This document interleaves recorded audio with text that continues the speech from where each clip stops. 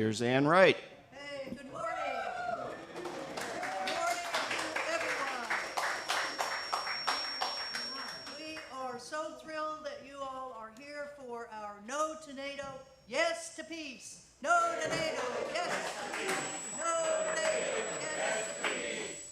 We are thrilled that this is a continuation of many, many, many years that the No to NATO organization has been having a pre-symposium before the NATO heads of state meet. And you need to talk into the microphone. Closer to the mic. Okay. Mic check. Mic check. So this year is the 75th anniversary of NATO. The NATO charter was signed here in Washington, D.C. 75 years ago, actually in April. So the heads of state of 32 NATO countries are coming to Washington, D.C. to tell us about the warmongering that they're going to be doing in the next years. And we are here to say no to your... In fact, we have people from all over the world. And let's see, everybody that's from Norway, raise your hand. Yay. Everyone from Germany, raise your hand. Yay. Everyone from Belgium, raise your hand. Everyone from the UK, raise your hand. There's one guy, and he's been working since 6:30 with us this morning, so there's at least one from the UK that's here. How about from the Philippines? Do we have anyone from the Philippines? How about South? Yay! How about South Korea or South Korean Americans that are here? Yay! How about other? Oh my God! How about from France? Yay! We have 3 people here from France. Other countries that are here. How about from the, oh, there's one back there. Canada. Where are you from? Iran. Yay. And how about from Canada? We do, Tamara's here somewhere. How about from the warmongering United States of America? Okay. Well, we've been working hard to put together this symposium for you. We have 15 coordinating organizations, and the leader of these organizations and coalition is David Swanson of World Beyond War. So David, please. Well, thank you so much to everyone who has made this happen, and I'm very much looking forward to an incredible lineup of speakers. There are going to be numerous panels. We're going to have lunch breaks and coffee breaks. We are very, very privileged to be starting the day with a keynote speaker who, if you listen to your television, including the report they did this morning on our event last night, ought to be thanking NATO for the lives of everyone in her country, ought to be bowing down to NATO in deep gratitude, and instead has some actual wisdom and possible alternatives to NATO that you will never, ever hear on U.S. television or in a U.S. newspaper. We are very, very honored and grateful to have here with us from Germany, a member of the German parliament, Sevim Dagdelen.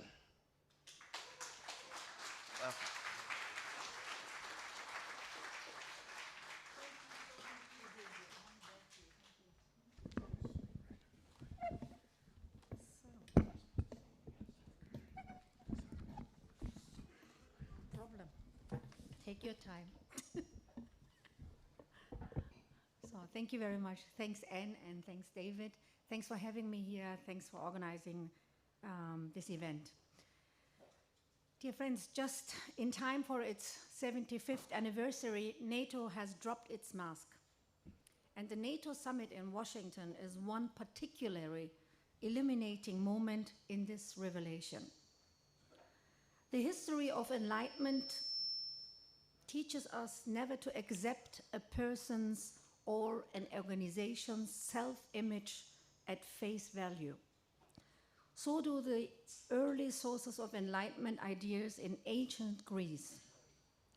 The Greeks already possessed that insight. Inscribed above the temple of Apollo was the maxim, know thyself. If we make that injunction not lightly as a gentle reminder of the limits of human thought, but also as meaning what the pre-Socratic Greek philosopher Heracles insisted, that it belongs to all men to know themselves and think well, then we must regard self-knowledge as an essential human quality, which perhaps also ought to apply to our organizations. With NATO, however, it seems to be exactly the reverse. For NATO, denial of its true nature is part of the essence of the organization. Or put it another way, an almost meditative immersion in its own self-image is part of the essence of the military alliance.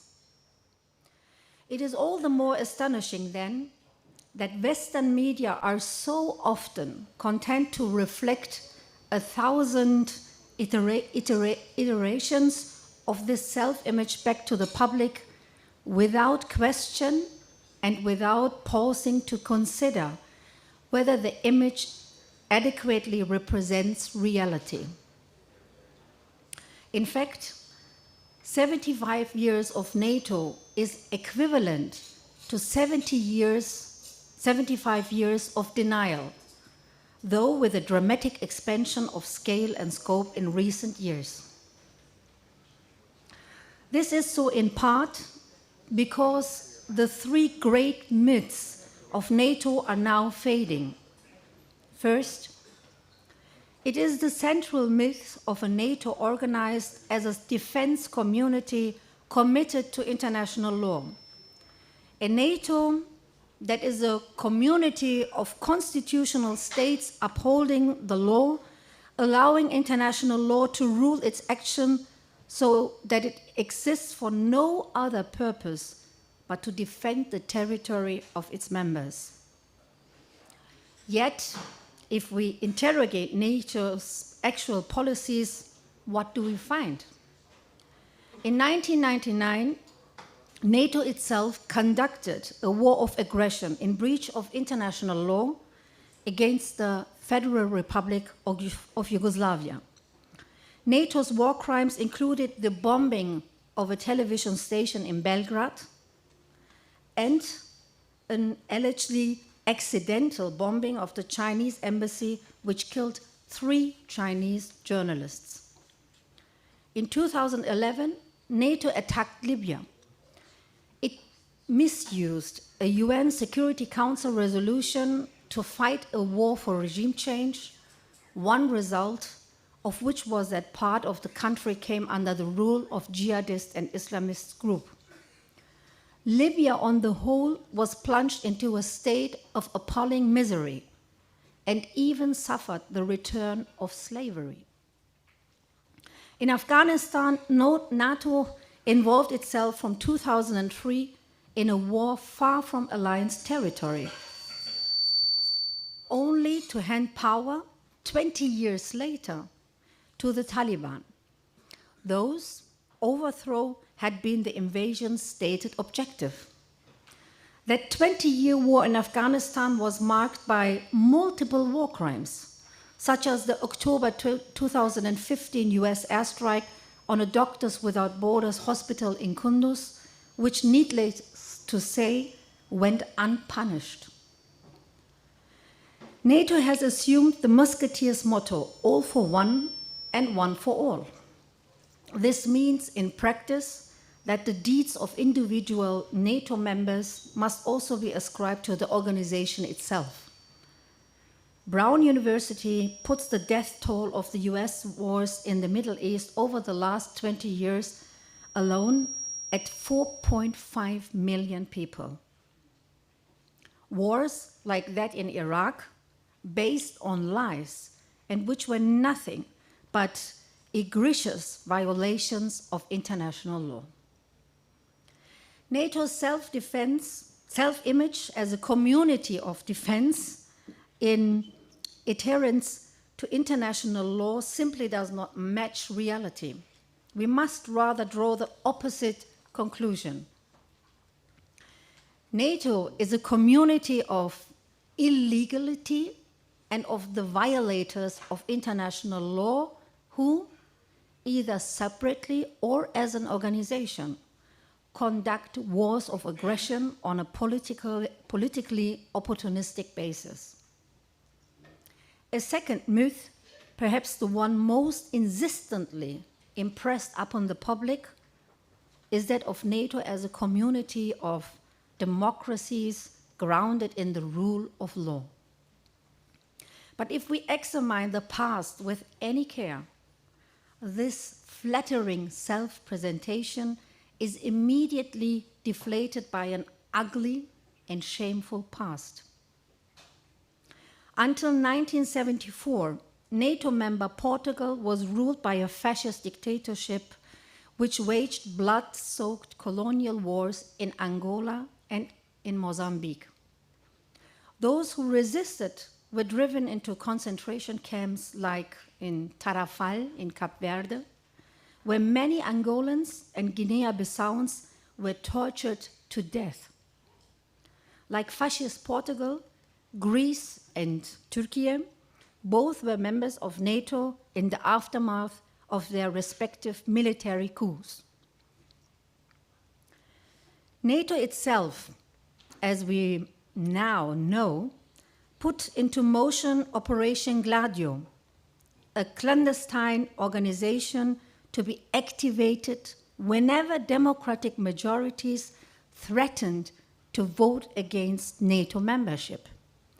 In Italy, for example, terrorist attacks were carried out in the name of far-left groups so as to discredit the Italian Communist Party in its effort to form a government.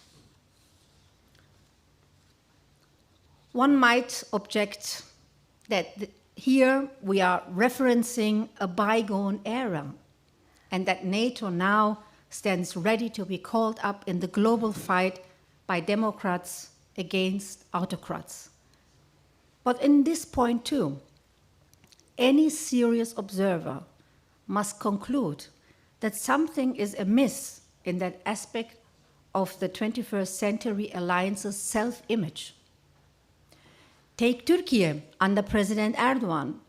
It has repeatedly conducted illegal wars against Iraq and Syria, supported Islamist jihadist terrorist groups in Syria, and, according to the German government's own assessment in 2016, is a launchpad for Islamists.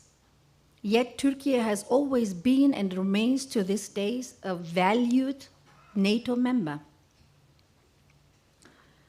Bilateral security agreements, such as those struck with Franco's Spain, are now in place with Saudi Arabia and Qatar, even in the full knowledge that these states are avowedly anti-democratic. Clearly, the only meaningful criterion for dealing with the alliance is geopolitical advantage. NATO is neither a collective of democracies, nor does it exist to defend democracy. Third, NATO presently claims to be safeguarding human rights.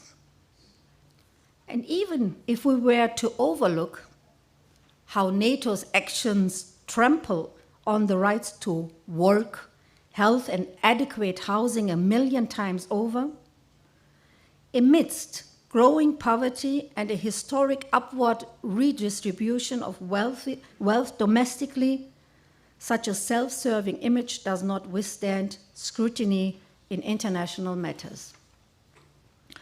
As we debate here today, prisoners taken in the US so-called global war on terror still languish in Guantanamo Bay, where they have been kept without trial for nearly a quarter of a century. That is the reality of human rights in NATO's leading state. When it comes to freedom of opinion and the press, the US, supported by its NATO allies, attempted to make an example of Julian Assange by tormenting him for 14 years. His sole crime was having revealed US war crimes to the public. A smear campaign was then launched against him. Hillary Clinton and Mike Pompeo openly contemplated his murder. This is a bit of the reality of NATO's relationship to human rights. And I'm thrilled to be able to say, finally, that my friend Julian Assange is now a free man.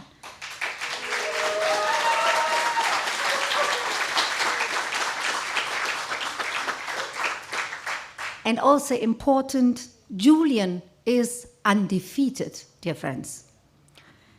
The international campaign for Assange, all of the confidential diplomatic talks and the like, were in the end successful. But we must also realize that the fight for Julian's freedom was also a part of the struggle for freedom itself. And this struggle continues to rage here at the very heart of the NATO system.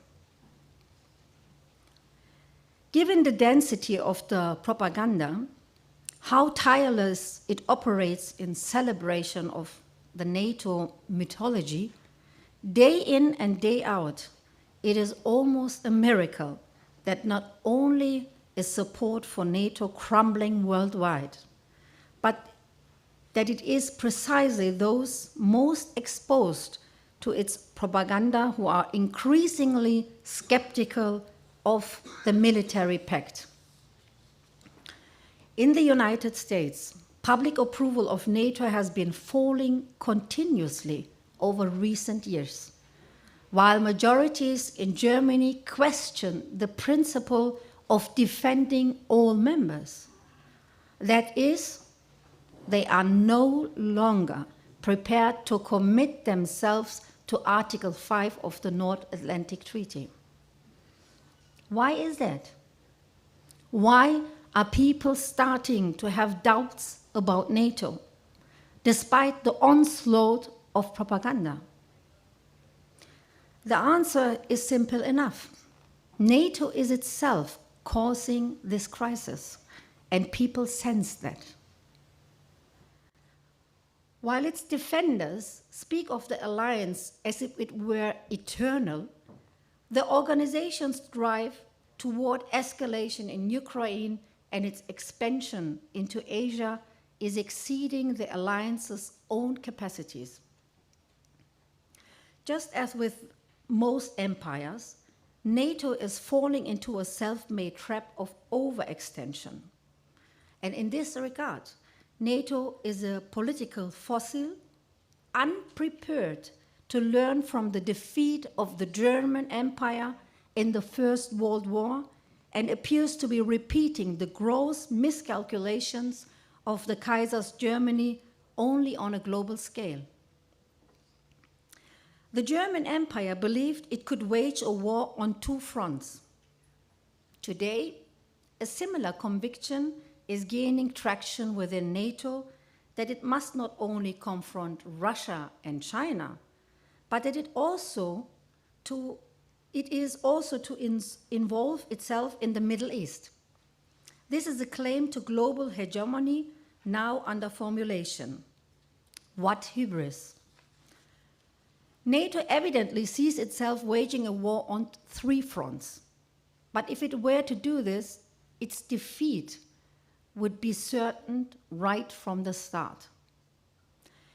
Given this, it is only logical that three particular meetings are planned for this week's NATO summit. The first is a working session devoted to further ramping up the alliance's own rearmament. The NATO-Ukraine Council is next on the agenda. It is to discuss how the lavish financial transfers and pledges from NATO to Ukraine can be augmented with an increase in arms deliveries and eventual NATO membership for Ukraine. Third, there will be a session with the Asian Pacific Forum, or Asia Pacific partners, Australia, Japan, New Zealand, and South Korea, and a meeting with the leaders of the European Union. 75 years after it was founded, NATO is to push for stepped-up belligerence in Ukraine and expansion into Asia. The intention is to advance the NATOization of Asia and to put the strategy it believes it has already deployed successfully against Russia in place there. For the moment, the primary focus in the Pacific is not on direct NATO accession for Asian countries, but rather on the expansion of NATO's sphere of influence via bilateral agreements. And not only with the Asian Pacific Four, but also with the Philippines, Taiwan, and Singapore. Just as Ukraine was erected as a frontline state against Russia, NATO is hoping to transform Asian countries like the Philippines into challenger states vis-à-vis China. The initial aim is to engage in a cold proxy war, but at the same time to prepare for a hot US and NATO proxy war in Asia. And just as NATO enlargement was pursued under the boiling frog principle with regard to Russia, so with enlargement proceeding incrementally so as not to arouse Russia's suspicion too much, the policy of containing China now is compromised of lining up states one by one into a phalanx ready for war. The goal is, as ever, to avoid having to fight such a war oneself, but to be able to access allies' resources so as to conduct these cold and then hot wars. These developments are flanked by economic warfare, which is now also being directed against China, and the main burden of which is borne by the economies of US client states. The US and NATO are in fact pursuing a method of war laid out by the ancient Chinese military strategist Sun Tzu, who counseled that warfare not employing one's own resources was that type a state should aspire to wage. The problem for NATO strategists here is not only their willingness to set fire to the entire world, but also the self-imposed risk posed by their global pretensions, which only fosters alliances among those states rejecting NATO. Indeed, NATO policy played a major role in the rise of the BRICS countries, as that grouping is for many states a means of protecting their own sovereignty. Paradoxically then, if there are forces now promoting a multipolar world, the US and its NATO allies must be considered among the most significant. That's all about dialectics. Even states like India and Vietnam are refusing to subordinate themselves to NATO strategy. And with its unconditional support to the far-right government of Benjamin Netanyahu in Israel, NATO is losing all moral legitimacy in the global south, as it is seen to be complicit in Israeli war crimes. As already mentioned, public support for a NATO committed to escalation and expansion is crumbling in the West. In Germany, 55% of people reject Ukraine's accession to NATO. The majority opposes supplying arms to Ukraine and desires an immediate ceasefire. In the United States, financial aid to Ukraine, $200 billion so far, has become extremely unpopular. Growing numbers of people want a stop on the flow of money to a system in Kiev which is not only corrupt, but honors a far-right state cult around the Nazi collaborator and mass murderer Stefan Bandera.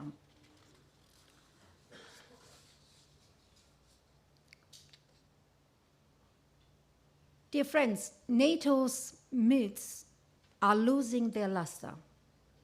The alliance's strategies are falling to their own imperial overextension. What we need now is an immediate end to arms deliveries to Ukraine and, at long last, a ceasefire there.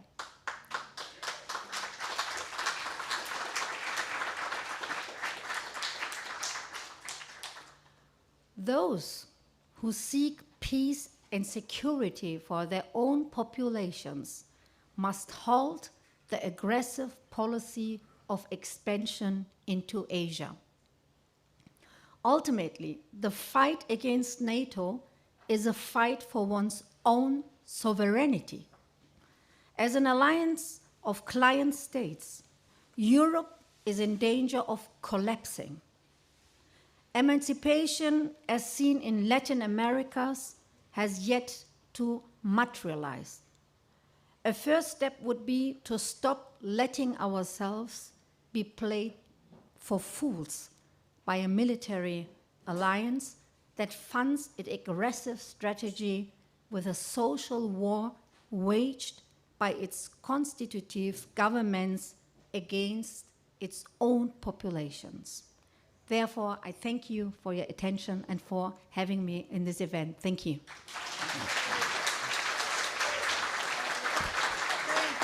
you. That was great. Wow. Okay. Well, we want to thank you so much for coming here, and she's been a part of what's called the NATO Parliamentary Group for years, sitting in and hearing everything that NATO is going after. She's also, from 2005, you've been a member of the Parliament, so that's almost 20 years ago, an insider. And also, she's been a part of the parliamentary groups that work with the U.S., China, and India. Yep. So she's been around the block on all of this stuff. So we thank you so much. Thank you. And Thanks for also having me.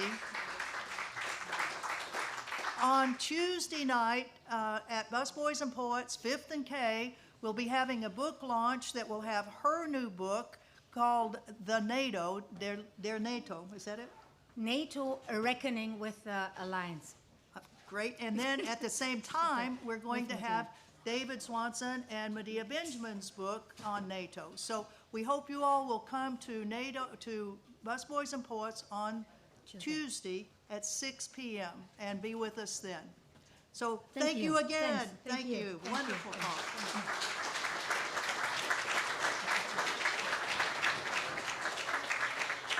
Thank you. And we're going to have our first panel, but first, let me go ahead and introduce, we need to have a little music in these very important gatherings, and we have a great singer that's here, Ben Grosscup, who's from Western Massachusetts, and he's been around a long time, and he's got a couple of NATO songs, and he's going to start out, though, with one called Uncle Sam Sees a Shrink. So here comes Ben Gossip. Whoa! Whoa! Okay. Thank you, Ann. Thank you.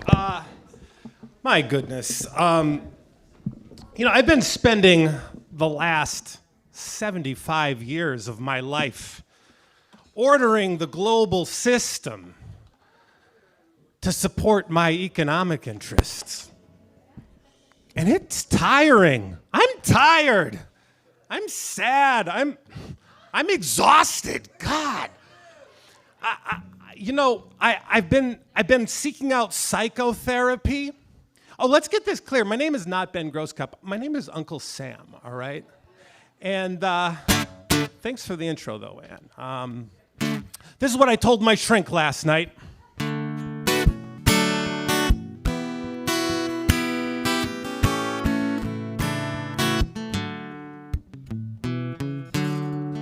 So what brought me here, shrink, is I started to think that perhaps I've gone into decline. I almost forget when the sun never set on countries whose rules I define.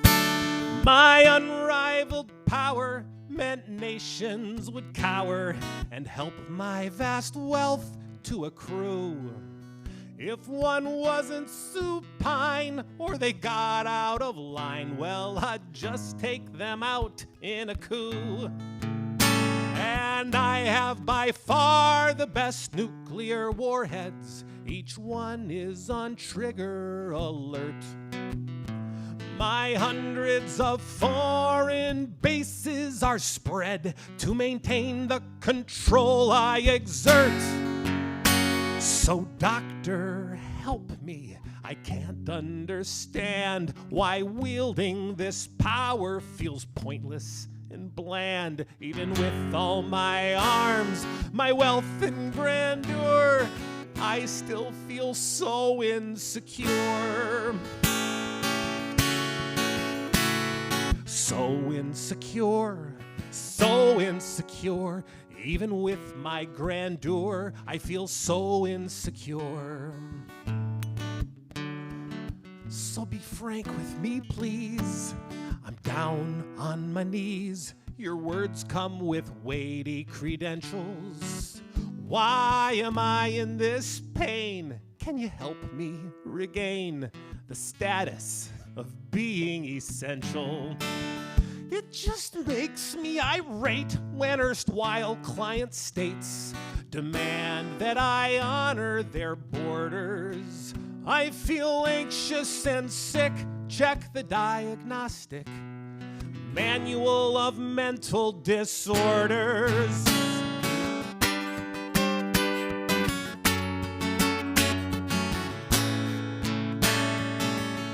Hey, doctor, what's the assessment at which you've arrived? And where's it described in this text? Well, I'm paging up there right now in the DSM-5. Just tell me the section heading again. The military industrial complex. Wow! You found my complex. You found my complex. I'll read next from this text where you found my complex. It says the symptoms are fraudsters and hacks win the biggest contracts, building jet fighters and drones. Economies go down in the cities and towns once lenders start calling in loans. Doc, my global franchise runs on free enterprise. You're missing my problem's causation. Just help me to see all the threats facing me, like the meddling done by foreign nations. Or do you mean to imply that the very armed forces, key to the power I've known, empty me of my best resources and cause me to feel so alone? Feel so alone. Feel so alone. Don't tell me you've known why I feel so alone. My consultants attested that you were the best, but I clearly see now you're a phony. I pay you too well to be left in this hell of the stress that comes with hegemony. This session has only made me feel more ill and thrown your prestige into doubt. You should have known I'm a shining city on a hill. We're done now, and I'm walking out.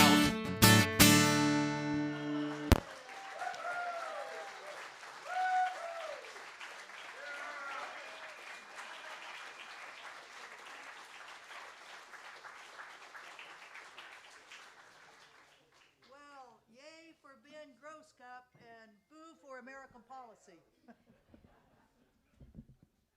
Well, we thank you all very, very much for, or thank Ben very, very much for that rousing, getting us in some sort of spirit.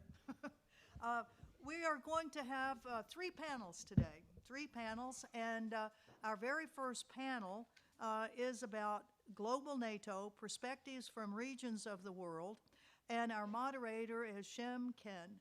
We'd like for you to come up and your panel to come on up.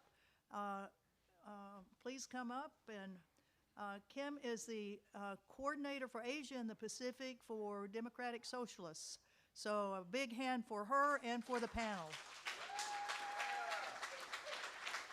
And if people want to come and speak from the podium, that'd be fine. That way the video's a little better for them. Thank you.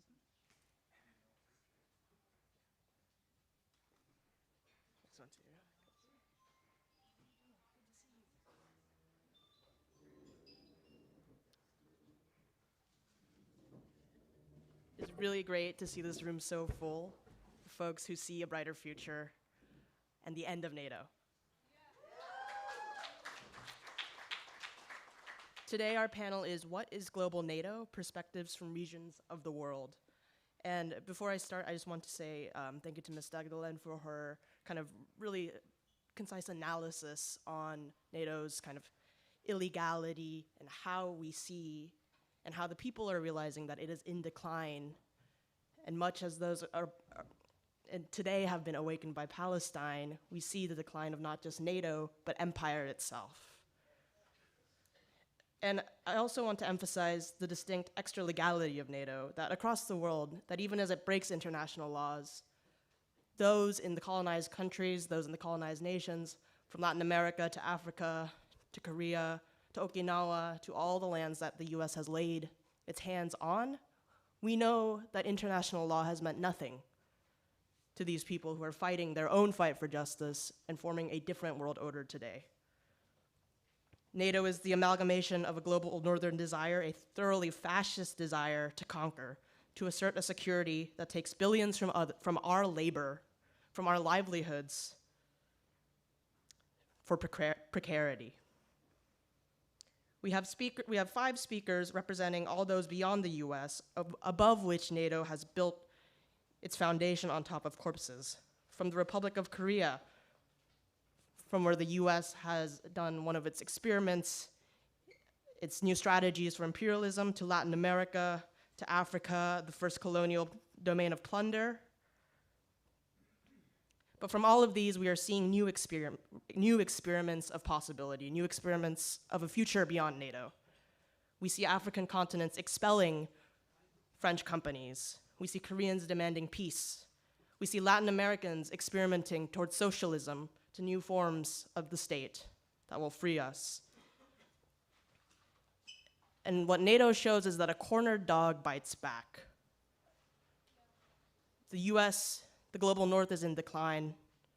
BRICS has overtaken G7, and we are emerging upon a multipolar world. And for us, those in the US, the question is, do we fight for the decline of empire, or do we stand by as whatever happens will happen, and we see the US fighting back in the most violent ways possible?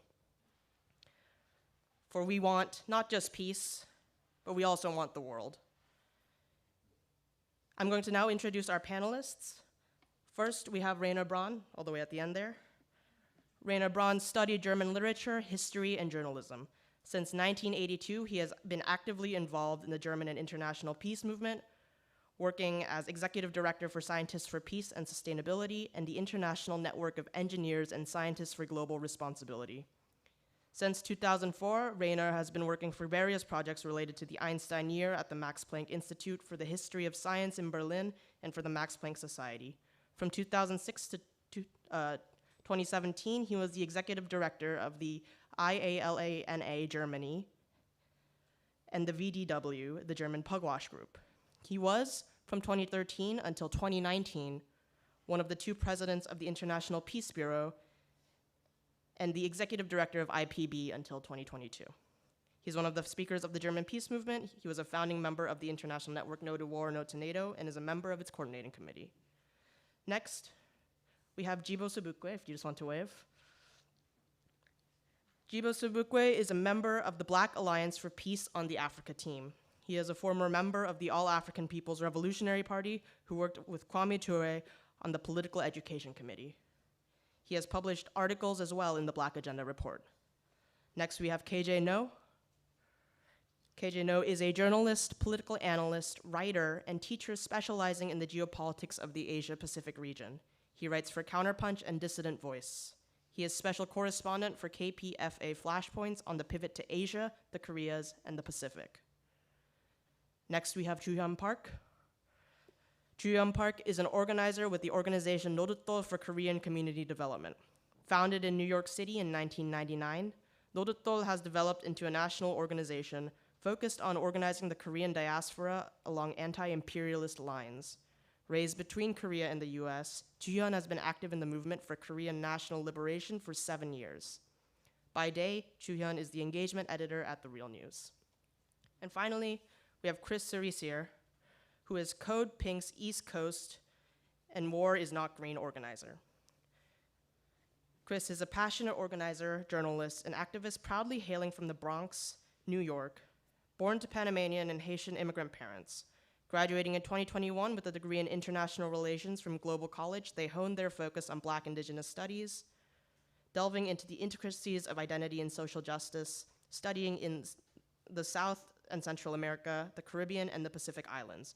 Transitioning into activism, Krys began organizing against imperialist US foreign policy in Latin America. In 2023, their journalistic pursuits led them to conduct an investigation delving into the histories, visibility, and ongoing struggles of Black and Indigenous communities throughout the region. Throughout their work, Krys is a fierce advocate for Black, Indigenous, and queer voices, amplifying narratives often overlooked. Please welcome our speakers today.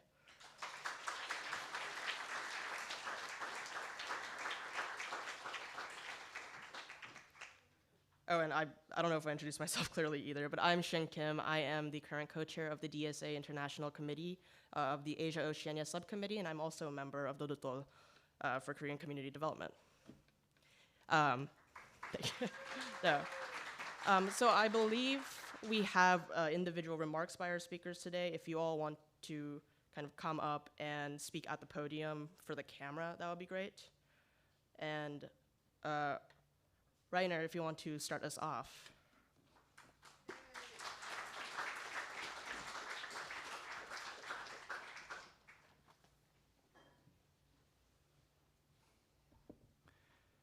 Dear friends,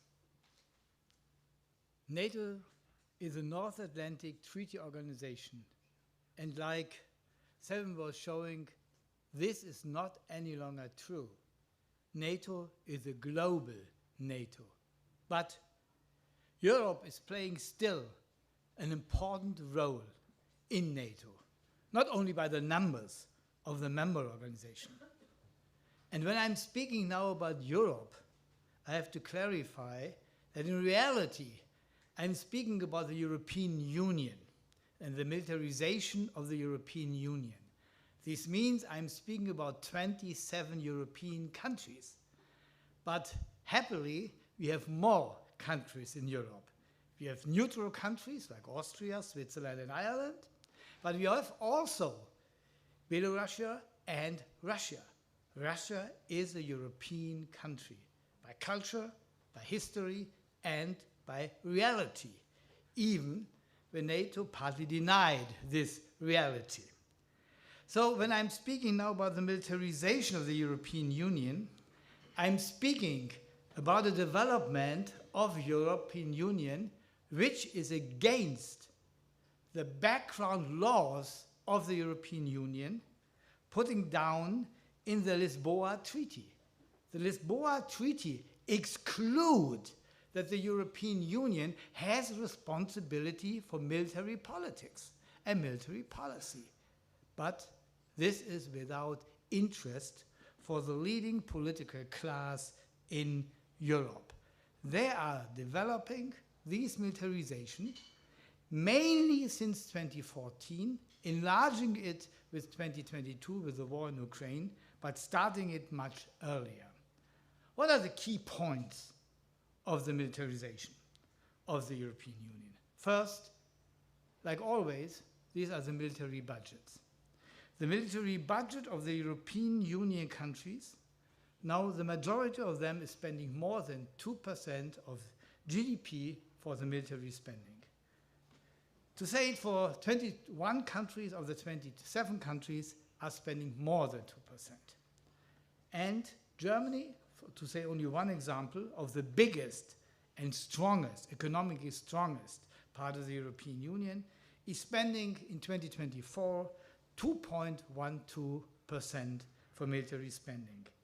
This is what Germany proudly announced to NATO, $90.6 billion this year, and it will increase the next years.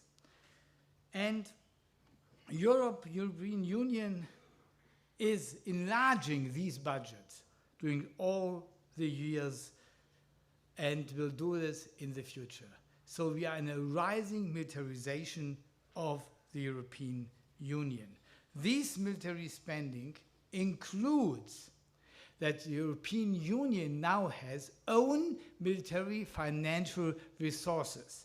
They are partly a part of the budget of the European Union, but they have also special outstanding budgets for military spending. They are so-called the Peace Facility Fund, the Military Defense Fund, which include drones, research, and industrial projects, and starts 2021. These are the two parts for spending, for military spending in the European Union. For what they are spending it, they have the so-called PESCO, Permanent Structural Cooperation. These are common arms projects. They have now in the European Union 34 of these projects.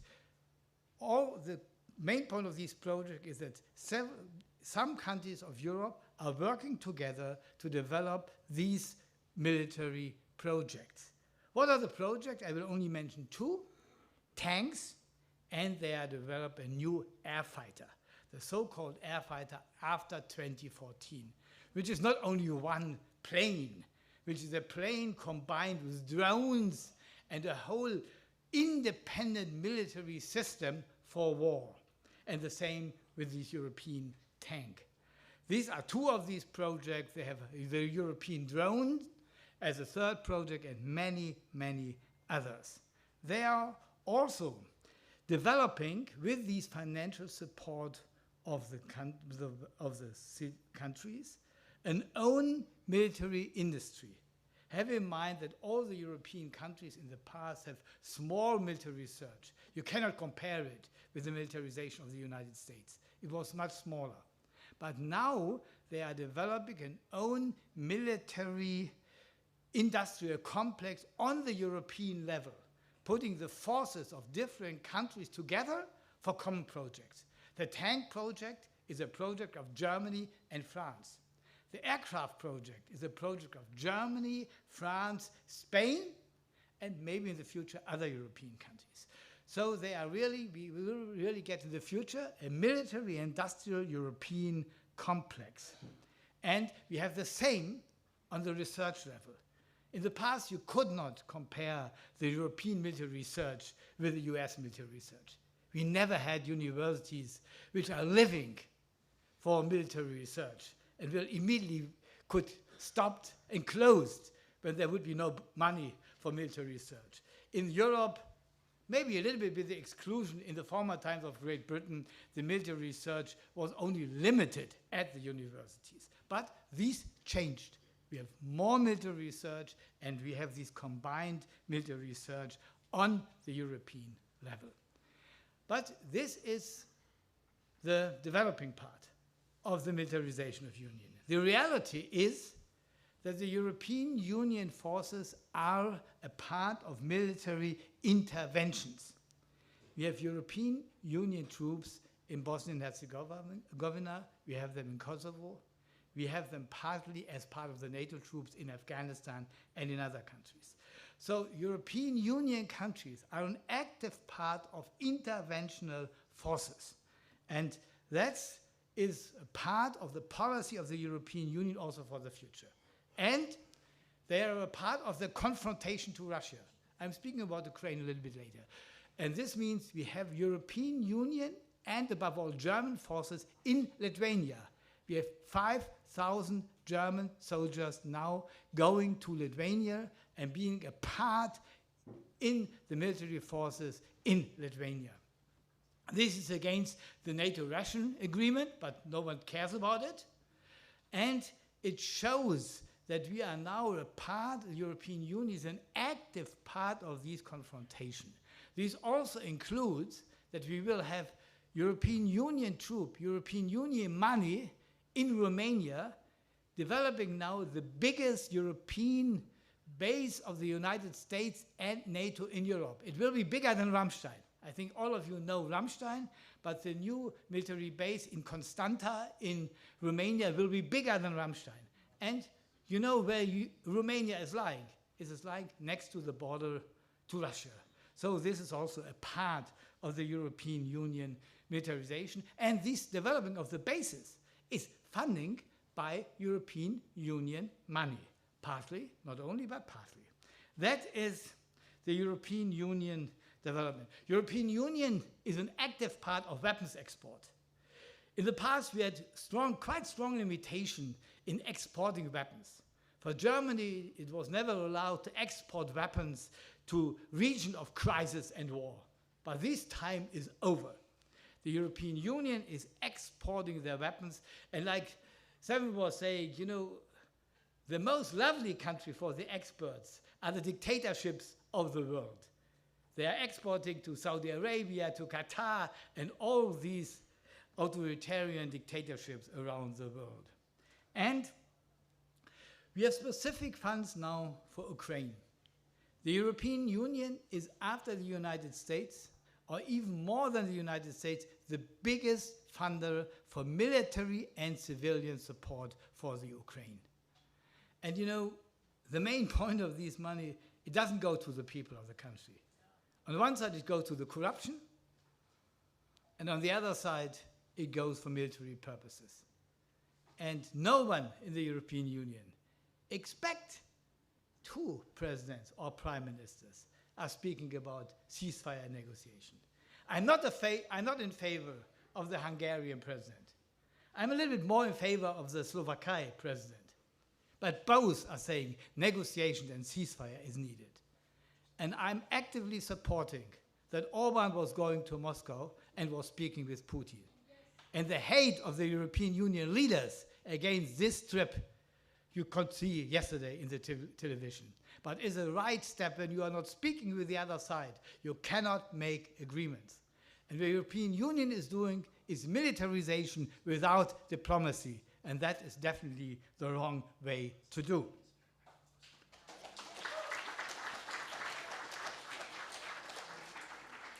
What are now strategically, and I think this is more important than the different points how the militarization is working. Strategically, the hegemon in NATO is only one country.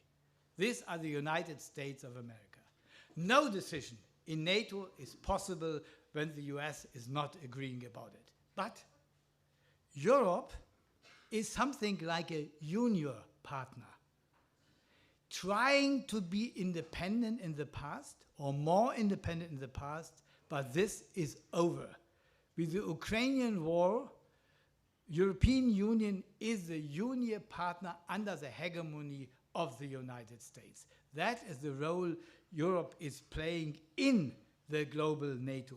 They totally are a part of the political strategy of the United States. This means confrontation on two sides, against Russia in Europe and against China in the world. But Europe has a specific role, and maybe this role will enlarge under a possible new President Trump. This role is mentioned burden sharing. And the burden sharing means the European Union should take more responsibility for wars in Europe, above all for the war in Ukraine. This brings me to the final point. We are in opposition as peace movement to the European Union's militarization. From the beginning, from the first moment. We are coordinating our activities with all European peace movements. We have common actions.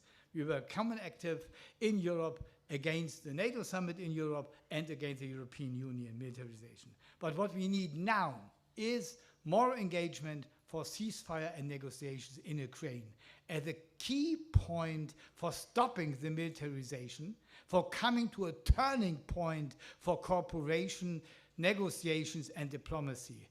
Our work is to stop this militarization and for engaging more people for peace. This is a challenge of the peace movement in Europe. We are doing our best, and we hope that we will be successful. Thank you.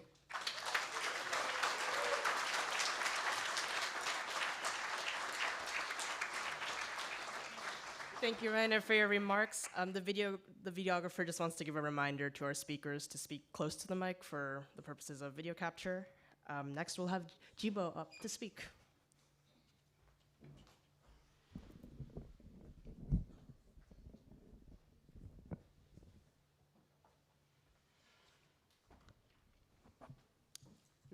Greetings, everyone.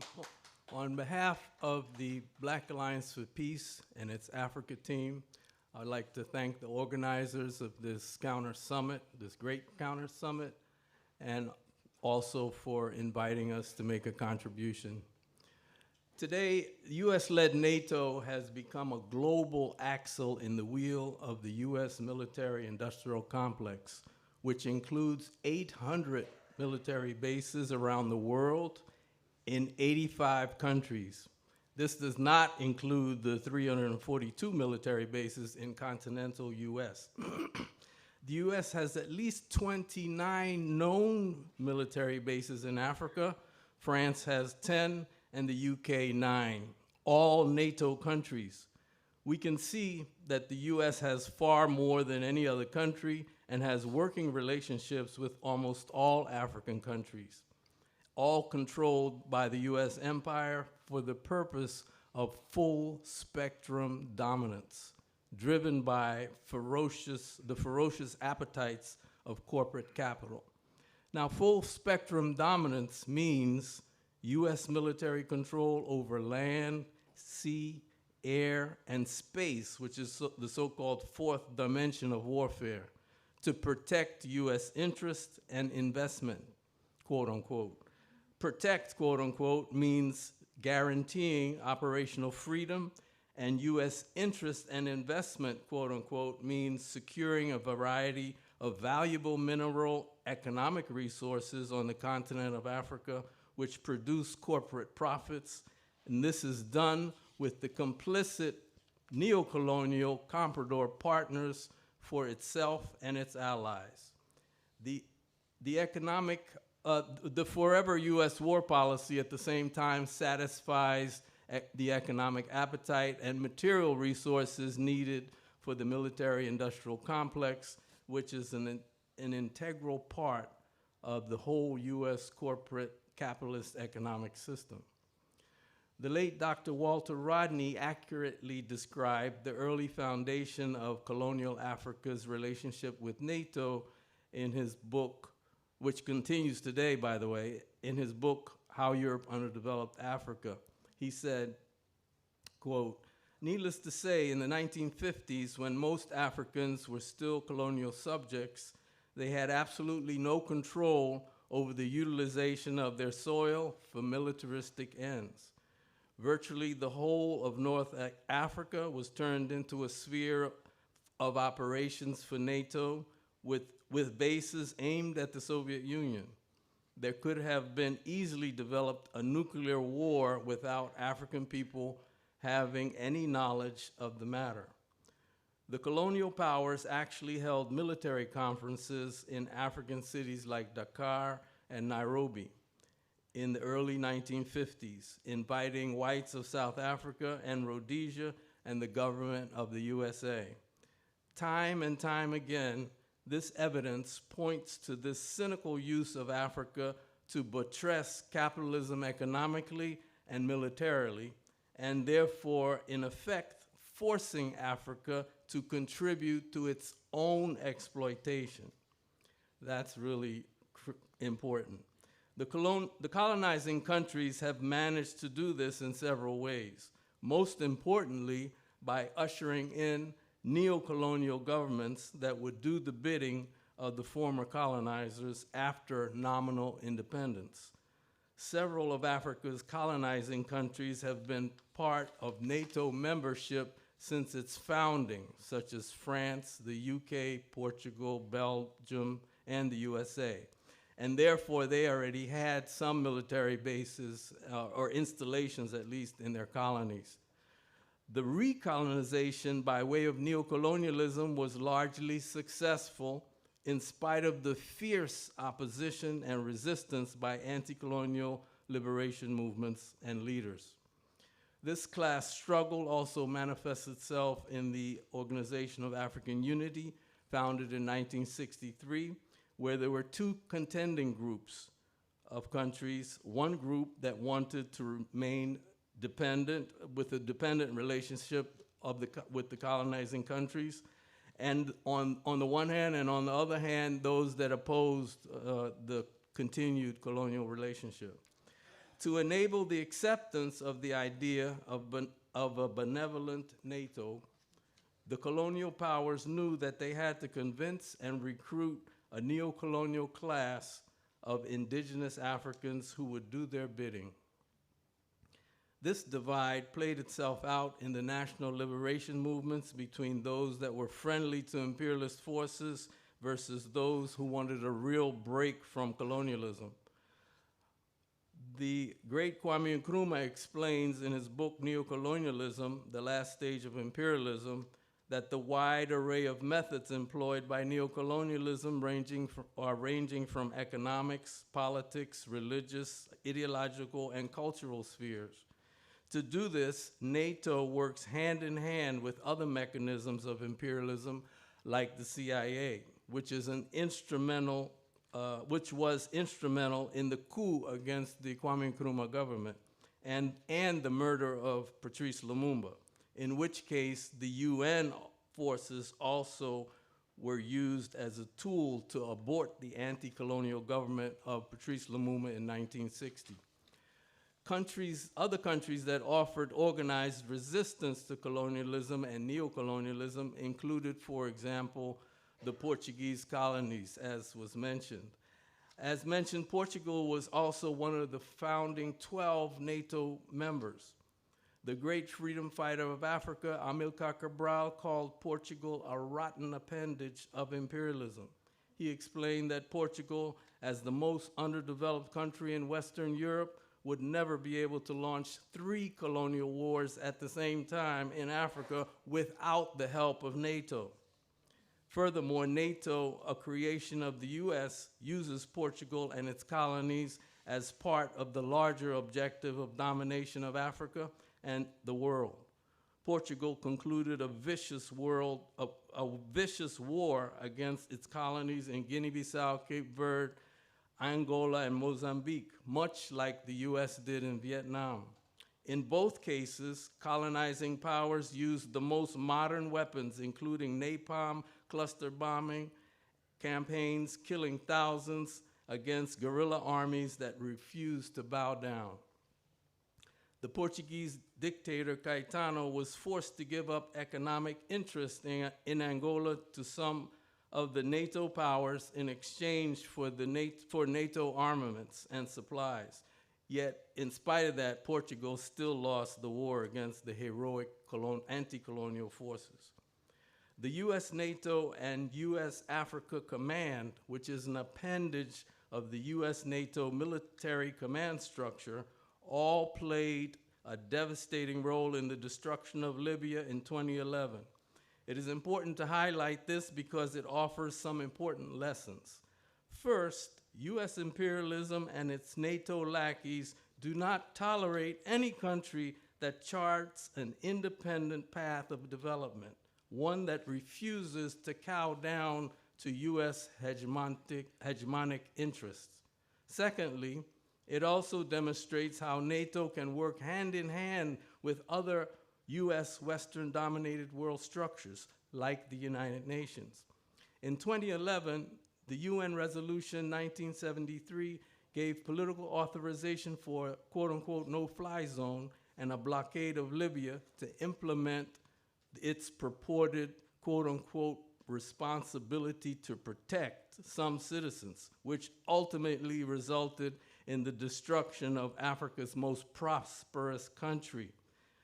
US-led NATO forces launched a bombing campaign that lasted 7 months and killed tens of millions of people, civilians, and tens of billions of dollars in property and infrastructure damage.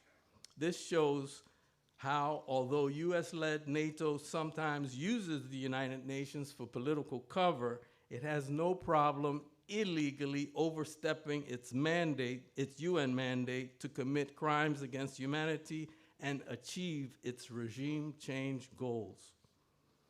The illegal US-NATO war on Libya will be remembered as one of history's greatest crimes. Indirect and direct cooperation between NATO, the UN, the African Union, and the Arab League shows the expansive and deeply woven web of US and NATO reach. We would be remiss if we didn't include the example of the Democratic Republic of Congo. The DRC has the highest death rate of all, with some 6 million people killed, when Uganda and Rwanda, which are US proxies, invaded that country in 1996, all to ensure the uninterrupted plunder of Africa's strategic raw materials, such as cobalt, tantalum, chromium, coltan, uranium, etc. These minerals are strategically important, not only for cell phones, but also for the technologies that drive the military-industrial complex. Those mentioned here are but a small sampling of NATO AFRICOM's bloody works in Africa. The US AFRICOM continues to operate under the guise of quote-unquote training and humanitarian peacekeeping assistance. However, jihadist terrorist violence on the African continent has increased dramatically since the founding of AFRICOM and NATO's destruction of Libya, resulting in civilian casualties and instability. The West has used this violence as a pretext and justification for the continued use of AFRICOM.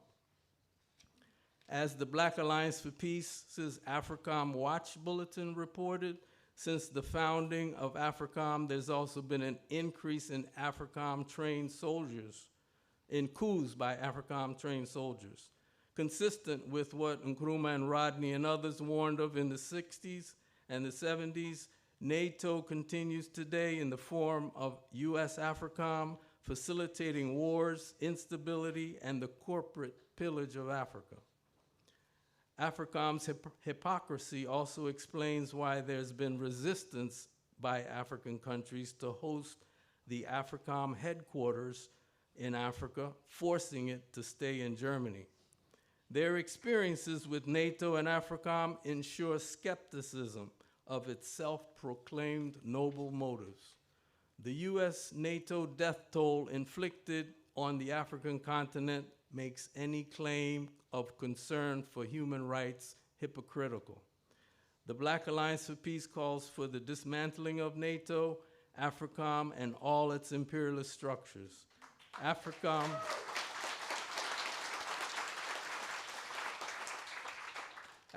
Africa and the rest of the world cannot be free until all peoples have a right of sovereignty and the right to live free of domination. Thank you.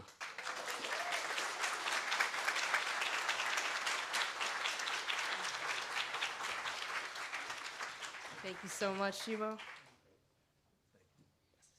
And please check out the Black Alliance for Peace. Their posters are around the hall. Next, we'll have KJ No speaking.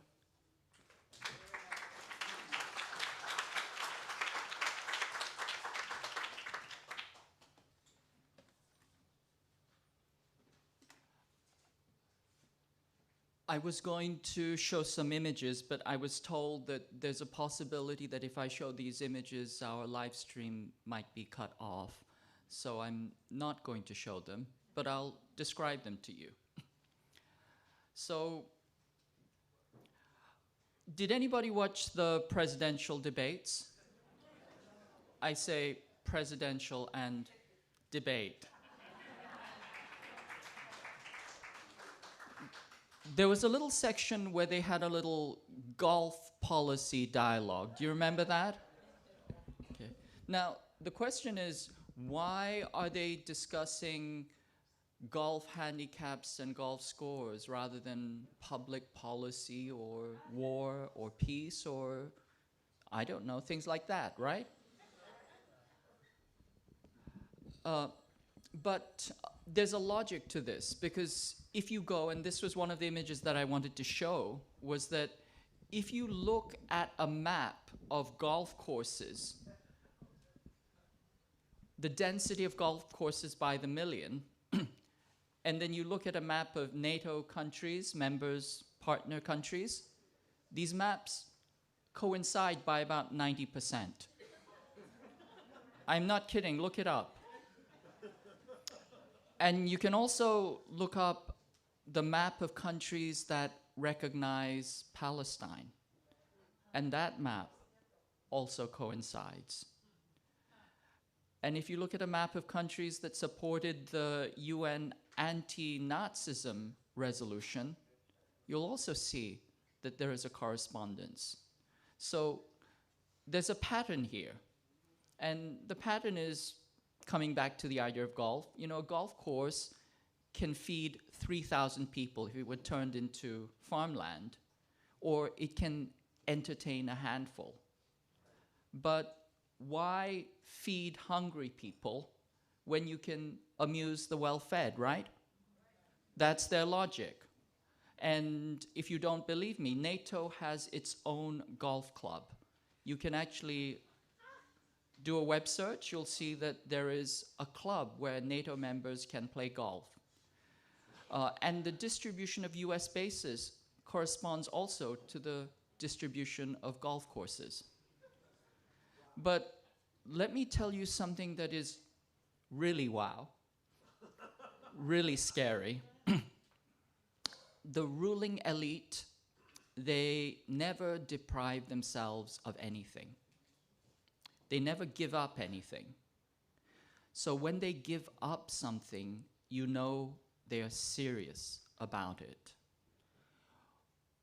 When they give up their golf courses and turn them into missile bases, you know they are serious about war. And I'm serious, dead serious. Those of you who know anything about the THAAD system in South Korea, you know that one of the most beautiful golf courses in the world was turned into a THAAD missile base.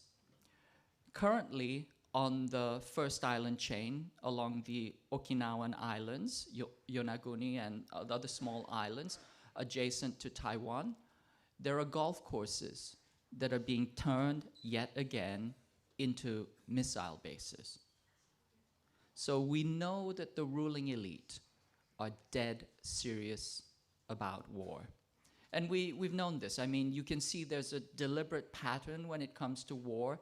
The first thing that they do is they wage information warfare. That is, they manufacture consent for war through demonization and hate mongering. We're far into that. But the information war is the pre-kinetic dimension of war. And then they start around by shaping or setting the theater. And we're talking about they create coalitions, they pre-position troops and ammunition, they start rehearsing very intensive exercises. NATO has just done a 120-day exercise.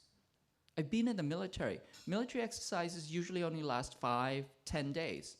This is a 120-day exercise in Europe, but also in, for example, in South Korea. South Korea had 200 days non-stop of military exercises, back to back, including 20 exercises that involved strategic nuclear bombing rehearsals.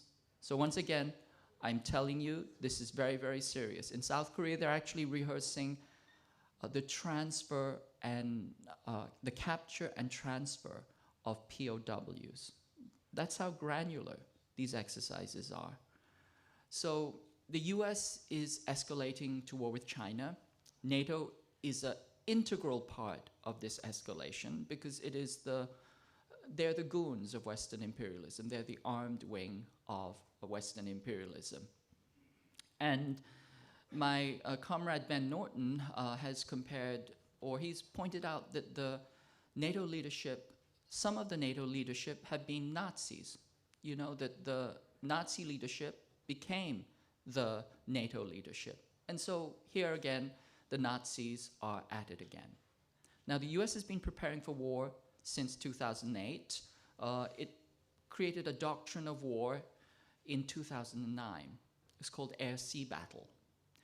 Does anybody know what the precursor to air-sea battle is? It's called air-land battle. They're not very original. Air-land battle was the NATO doctrine of war against the Soviet Union. Does anybody know where air-land battle came from? It came from the Yom Kippur War. It is Israeli war doctrine. It is deep battle extended in space and time, where nowhere is safe, there is no front or rear, there is no safety for civilians. It involves deep, penetrating attacks on infrastructure. And we commonly know air-land battle as shock and awe. The US has been preparing shock and awe for China for 15 years now, and they've actually calendared dates. General Minahan says 2025, or his gut says 2025, and Admiral Davidson says 2027, somewhere in that range. So we have dates, we have doctrine, we are decoupling economies. There's currently a proxy NATO war with Ukraine, and originally the idea was war with Russia. China was supposed to be the main dish. War with Russia was supposed to be an appetizer or a dessert. There was a kind of a back and forth among the ruling elite. But the Nuland faction won out, and they wanted to barrel through Ukraine, through Russia, because Russia is just a gas station masquerading as a country, right? That didn't turn out so well. But anyway, NATO, as the arm of US imperialism, is building all kinds of alliances, in particular what they call the ITPP, or the Indo-Pacific Four. This is Japan, Australia, New Zealand, Korea. They're all attending the NATO conference. Yoon Suk-yeol is going to Washington right now as we speak. And here's the thing. We know that the Western Empire began with genocide. It has been unending genocide. It lives on genocide. It thrives on it. And it is now ending with genocide, a horrific genocide in Palestine. And this is why we have to stop it. It's time to stop NATO. It's time to stop the genocides. Now the empire is collapsing. It's like a drunk at a bar. And when the bar is closing, it doesn't want to go home, right? It wants one more fight, right? Its credit cards have been canceled. It's struck out with everybody, but it's not going to go home. It's going to have one big fight. And the drunk, the Western imperial elite, they're drunk with power. They're drunk with 500 years of power. But it is now time for NATO to close shop and go home. We're sick of the genocides. We're sick of the violence.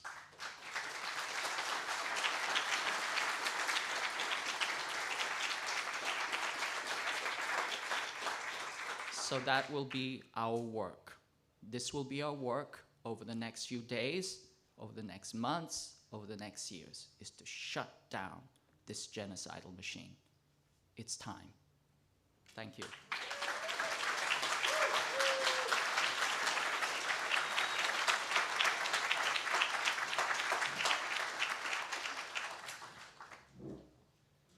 Thank you so much, KJ. We'll now pass it over to Ju-Hyun.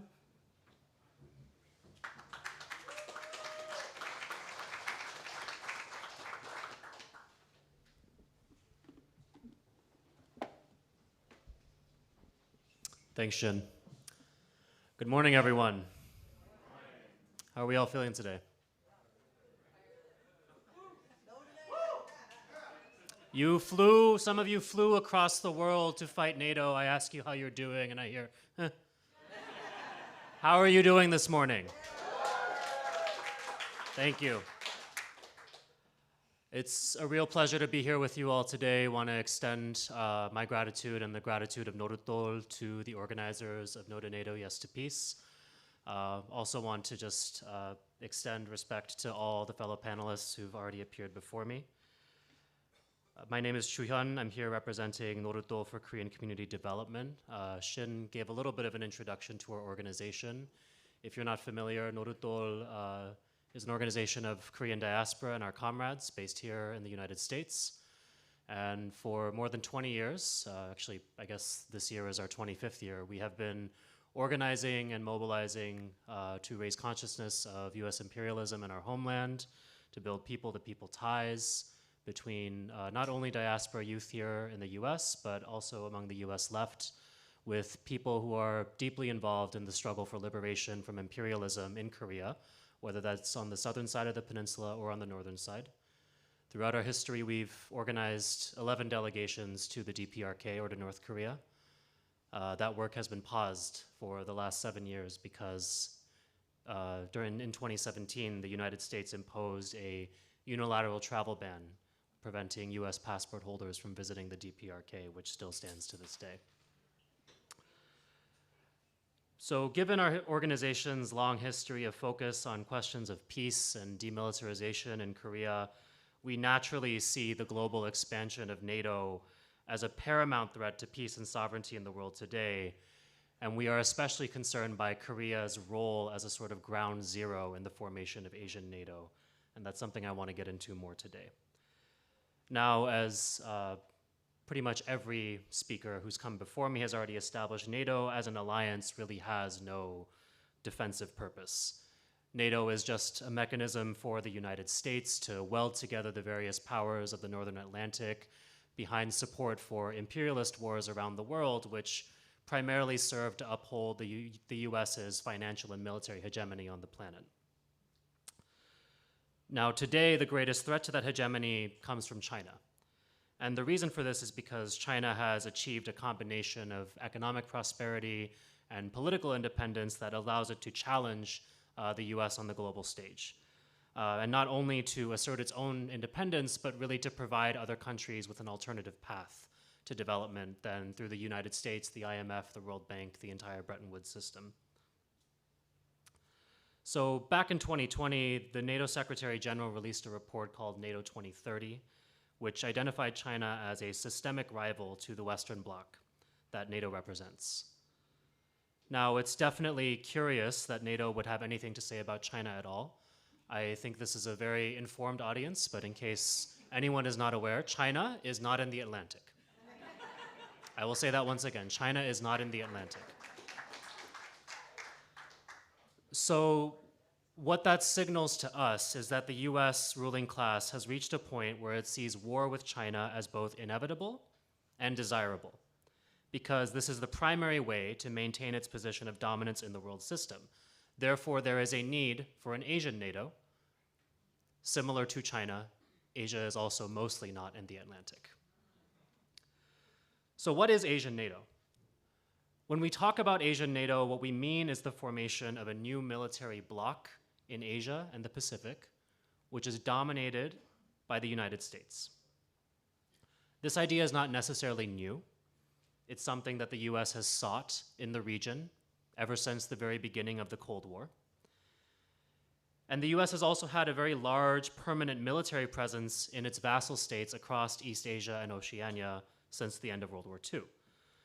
But what's changing now is that these vassal states, Japan, South Korea, the Philippines, Australia, etc., are being brought into increasingly larger alliances that link them to one another in addition to the US. And the result is the formation of a sort of super alliance, the gradual building of a single unit that thinks and acts like one army. So far, we have a few building blocks of the system in place. We have AUKUS, which is the security pact between Australia, the United Kingdom, not in Asia, and the US. We have the Quad, which is primarily a security dialogue between Japan, India, Australia, and the US, which recently conducted naval exercises with the Philippines. We have JACUS, Japan, the United States, and Korea, which are forming a new trilateral military alliance. And then we have Five Eyes Plus, which refers to the Five Eyes countries that engage in an intelligence dialogue, specifically with Japan and South Korea, concerning military developments on the Korean Peninsula, so the DPRK or North Korea, and China. And what we can clearly see is that the purpose of this alliance is to encircle China militarily and not only prepare for, but actively provoke a situation of war, some kind of confrontation that can be used to bring about a collapse of China's political system and extend the reach of US imperialism in the region. But where does Korea really fit into this? It might not be immediately obvious, but the point I want to argue today is that Korea is the keystone of this rising Asian NATO. What I mean by that is that Korea has become the essential piece of the puzzle that makes Asian NATO possible in the first place. And that's different from understanding the objective of Asian NATO, which is still primarily centered around China. Additionally, Korea is now the most volatile flashpoint in this new Cold War. It's the place where a confrontation is most likely because it's the place where the US is making its boldest threats and escalations. So because of those reasons, there's a very urgent need for the anti-war movement, the anti-imperialist movement, to gain a better understanding of the Korean situation and its strategic centrality to both the imperialist forces and correspondingly we, the anti-imperialist forces of the world. The first thing we need to understand is that in the last few months, there has been a paradigm shift in Korea.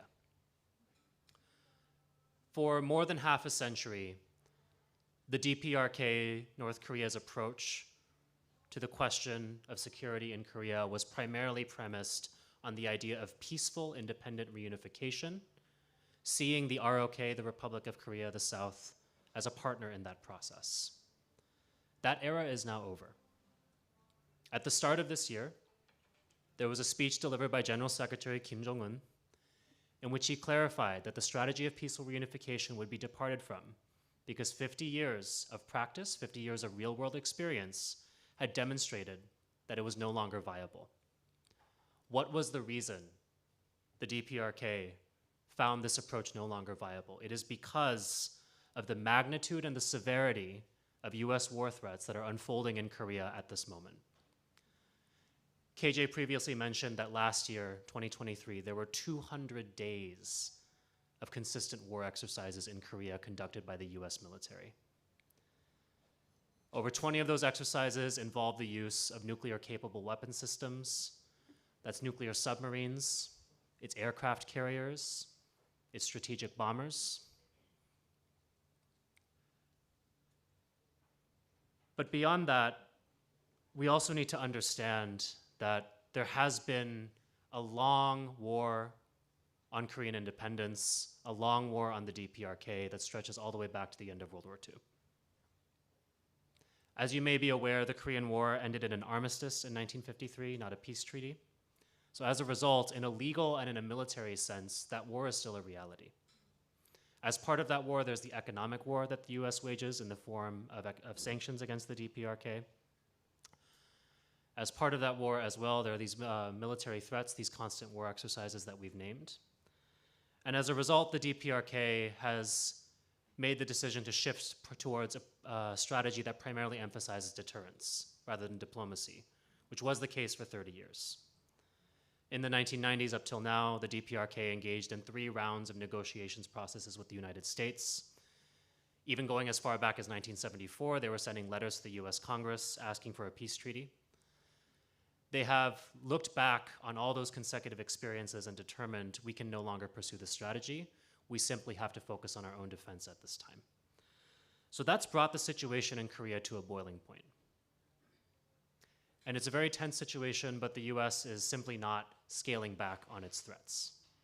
So far this year already, we had a military exercise in the spring, which involved 12 nations, including NATO countries, that deployed their militaries to Korea to participate in these war provocations. The United States, Japan, and South Korea just finished a round of military exercises in Korea as well. This August, the US will conduct its annual flagship exercises called Ulji Freedom Shield. As part of that suite of exercises that's going to occur in that month, there will be nuclear war exercises in Korea. We are already watching a genocide unfold in Gaza. We already know that there are multiple other genocides that are playing out or have played out in recent years. The famine and the counter-revolution in Sudan, the pillaging of the Congo, the United States is behind all these things. This is not enough to whet the appetite of the ruling class. They are actively rehearsing for new genocides, new processes of annihilation that they want to implement, not in the distant future, but in the next few years. That's what makes Korea particularly significant at this moment, because it is a place where the US is, in the region, the US is trying many, many different ways to provoke China to instigate war. The DPRK is a separate entity, of course, but the question of peace and war in the region can't be disconnected to the question of peace and war in the peninsula. And so by actively provoking a situation there, that's building up towards a regional conflict that will involve these other primary rivals that the United States has identified. So to end today, we want to make you aware of our US Out of Korea campaign. This is something that we are launching in just a few weeks, July 27th. And the reason that we're launching this is because we recognize that there is a need for active domestic political opposition to US war maneuvers. Right now, the US enjoys complete operational freedom in Korea. Part of that is because there are very few voices from inside this country that are speaking up in an organized fashion to denounce what is going on, to make masses of people aware of what is happening. So we're introducing this campaign effort as part of the work to be able to do that. And I realize I'm far over time, so I'm gonna cut off here, but happy to talk about this further with anyone later today. Thank you.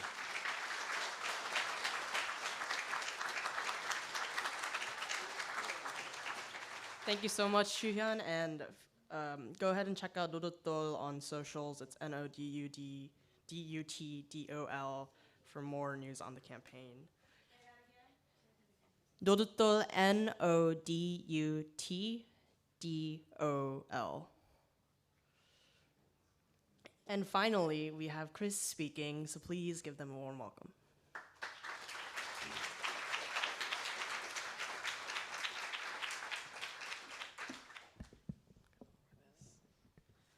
Hello, my name is Krys, Cerisier. I'm with Code Pink. And as my comrades before me said,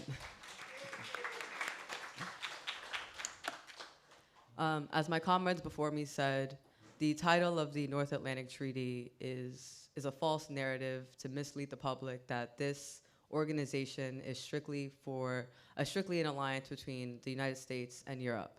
And as you have heard, that is so far from the truth. The impact of this alliance continues to be felt from Asia to Africa to Latin America. And if anyone from Latin America can tell you the history of US militarization in Latin America is insanely violent, insanely intrusive, and the cause of a lot of the issues and crises that we see right here within the belly of the beast.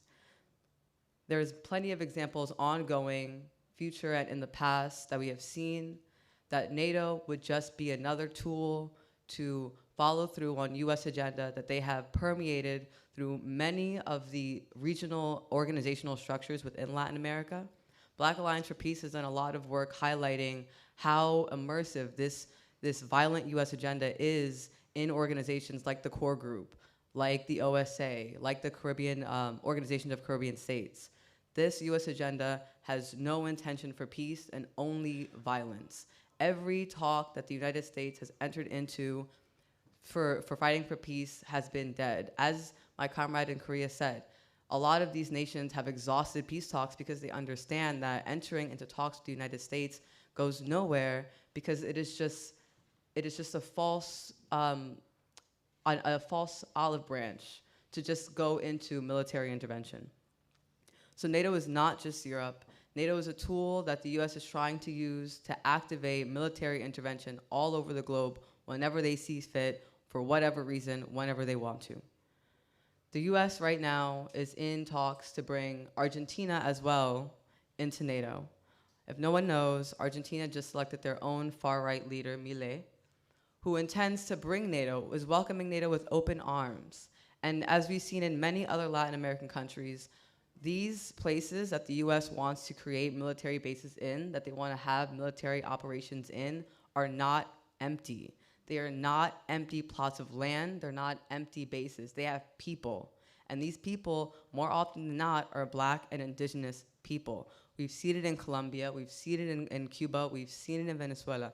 These are Black and indigenous people that the US plans on testing and building these military bases on. Right now, Milei in Argentina, who is very much open arms trying to accept NATO, plans on doing this. He will tell you that these lands are empty and barren, while at the same time trying to strip these lands from indigenous communities that are already there. And they're openly willing to discredit the right to land that these people have to build these military bases. And then as we see on the ground in the United States within the belly of the beast, when everyone talks of this migrant crisis without talking about the impact that US foreign policy has on this ongoing migrant crisis, that is triggered by the US behavior. It's triggered by the US agenda of going into these places, displacing thousands of people from their homes that then leave. There is such a grassroots impact to NATO. Yes, there are billions of dollars in aircrafts and nuclear testing, which are all real impacts, but there is such a grassroots level of displacing people from their land that the US, at best they see as a temporary roadblock to their agenda for NATO. This fundamental push of moving people off their land creates such a ripple effect of resistance, a ripple effect of occupation, a ripple effect of displacement across the Americas. Not just in the idea of a North Atlantic. It's not just Atlantic. China is not in the Atlantic. Korea, not in the Atlantic. Africa, not in the Atlantic. It's not just Europe. And it's really important that as people who are organizing and counter to a US agenda, that we understand that this narrative is meant to mislead the public. This narrative of Russia as our enemy, of China as our enemy, is meant to classify anybody who challenges the US as an enemy. The US is going, right now Colombia is NATO's #1 partner in Latin America, something that's passed on from a previous administration. And Colombia is a really good example of how initially you have to attack grassroots local communities first. You have to push these indigenous and African communities off their land first to then perpetuate this large-scale agenda of US militarization in the region. And it's not just Colombia. If the US is able to, if the US is able to immerse itself in Latin America, if NATO is able to become a military tool of US agenda, it will wreak havoc in the region. Right now we're seeing in Haiti a US-funded intervention, a US-funded invasion of a Latin American country using foreign militaries. And that's exactly what NATO will continue to be in the region if we continue down this path. The United States is trying to use NATO to legitimize this military intervention globally. They believe if they do it under the guise of NATO, it'll bring a sort of legitimacy that this is okay, this intervention is okay. We're bringing peace through guns and war to regions that are ungovernable and instability, and full of instability and unstable places. These are not unstable places.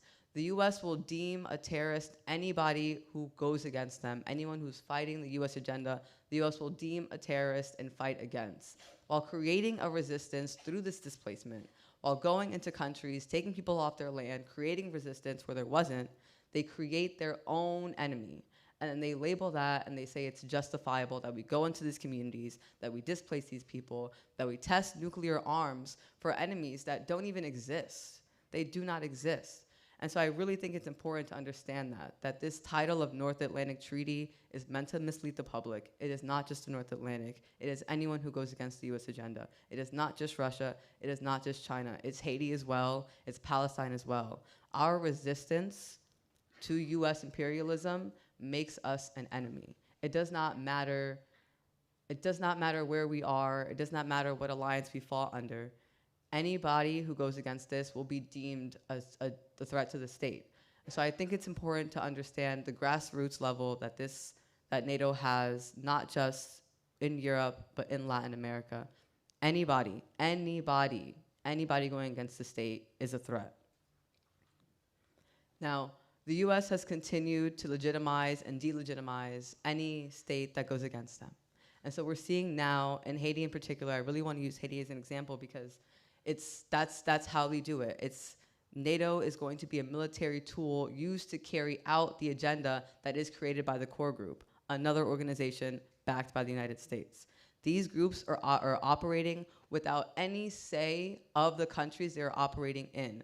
So when we were talking about the core group, we were talking about a group that does not have any Haitians inside of it, that they are now following through on a military occupation through. And so it's really important not just to see NATO as this global occupying force, but it's working in alliance with regional bodies that are promoting these anti-grassroots narratives. So it's the core group saying that Haiti needs an invasion, and then soon it'll be NATO that will carry out that invasion. And so it's really important to stop it now, stop it while we have the power to stop it before it already is working in alliance with these regional bodies backed by the US. It's important to fight for the autonomy of the people who are living on these soon-to-be bases. These bases that the US plans to build are not empty. They are not without people that are already on them. And it takes pushing people off of their lands to build these bases, to test these nuclear weapons. You have to push the people that are already on it out. And the US does not really see that as a difficult problem.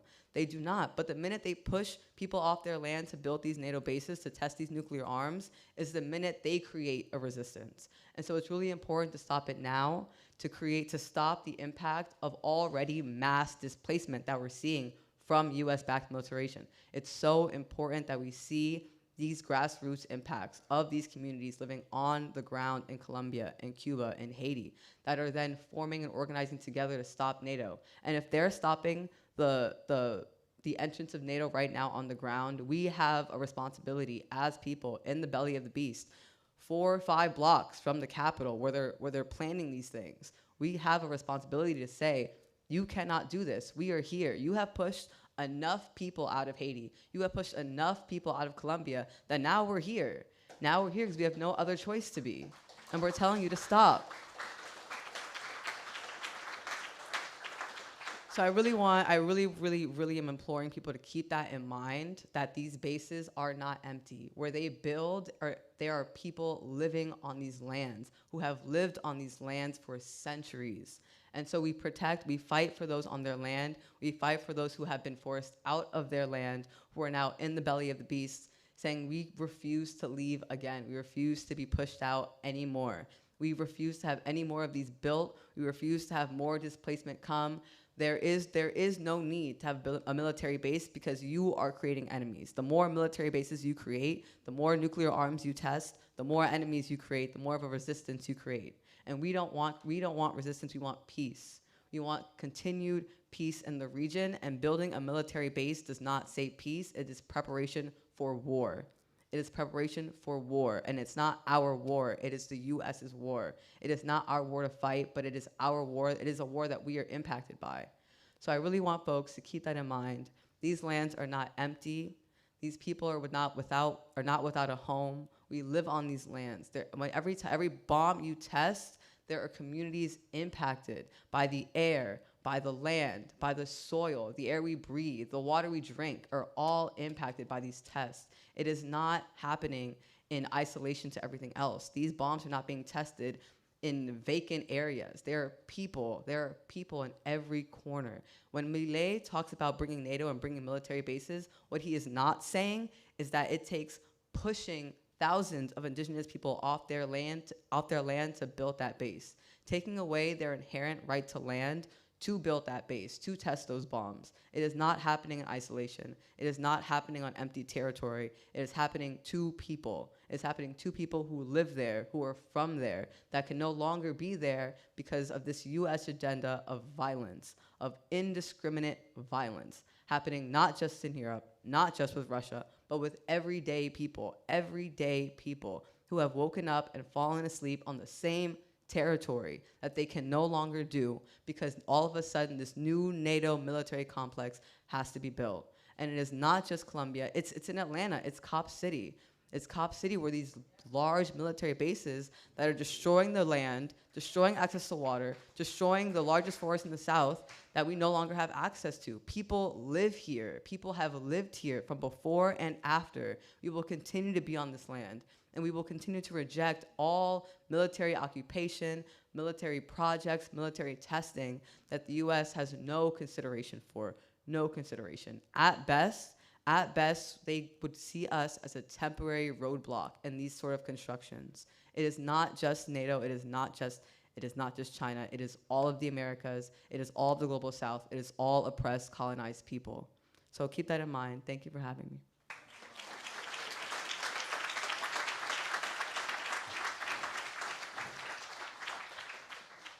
Thank you so much to our speakers. So we have about 15 minutes for audience questions and some discussion between our panelists. If you do have a question, please just go ahead, shout it out. Say, if there's someone on the panel you'd like to answer it. If not, y'all can decide which ones to tackle. So I'll open up the floor. Back there.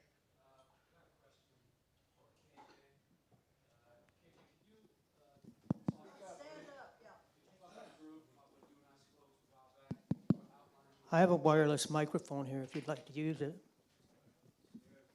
Just don't point it at the speakers or you get feedback. Yeah, KJ, I was wondering if you could outline for the audience when you and I spoke last year about the actual bases and how that lines up for the geographical encirclement of China. Absolutely, thank you. If you look at US bases, they are arrayed in an arc around China. They're about 330 or 400, depending on how you count them. And they follow a chain from Japan to South Korea to Jeju Island. Jeju Island is where the Nanjing massacre started, for those who are history buffs. And then they come along the Okinawan or the Ryukyu Island chain. Taiwan currently is being prepped with US troops and US munitions. They are US Special Forces 3 miles from the Chinese mainland on Jinmen Island. And then this continues on into the Philippines and then all around through the South China Sea. So it's almost a perfect noose. In fact, that's what they refer to it. They say it is a perfect noose. Very, very deliberate, and you can see the nonstop exercises that are being prepared there. And also the constant provocations. It's like the US is driving into the paint over and over again in order to draw the foul so that it can pile in and start the war.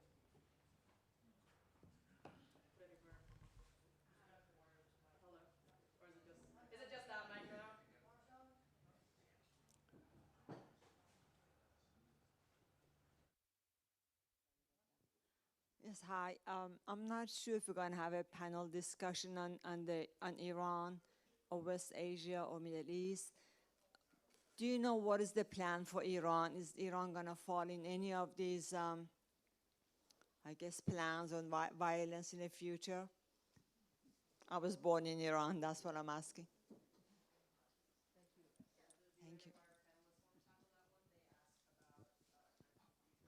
In this scheme.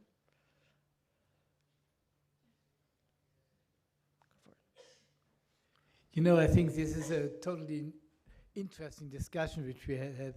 You know, the aggression against Iran will continue, above all when Trump will be president. Then this is a region, and his security advisor, maybe his future security advisor, announced that he's preparing a war against Iran. And I think they will do everything to stop the activities of Iran in the BRICS coalition and in the Shanghai coalition.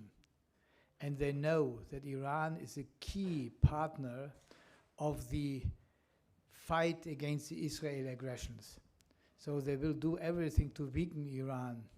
They will enlarge the sanctions, and maybe they will also go to war. The biggest problem is that Israel is not able to make 3 wars against Lebanon, against Gaza, and against Iran. That is even for Israel and the support of the US too much. So they have to concentrate their own forces. But the key enemy for them in the region is Iran. So we will everything to do to reduce the influence of Iran in the region, and this includes, from my perspective also, that they will go for a war with Iran. I'll just add one more comment to that. Remember, as the United States was attacking Iraq and Afghanistan, in Washington, the discourse was that only little boys go to Iraq. Real men go to Iran. They were planning war with Iran. This has been on the agenda for a long time. And you have to understand the thinking of the ruling neocon elite. They see this, in the words of Kurt Campbell, as one unified field. They see it as one large battle, one large war with multiple battlefronts. And Kurt Campbell has said that he is going to unleash a magnificent symphony of death in Asia. Magnificent symphony of death.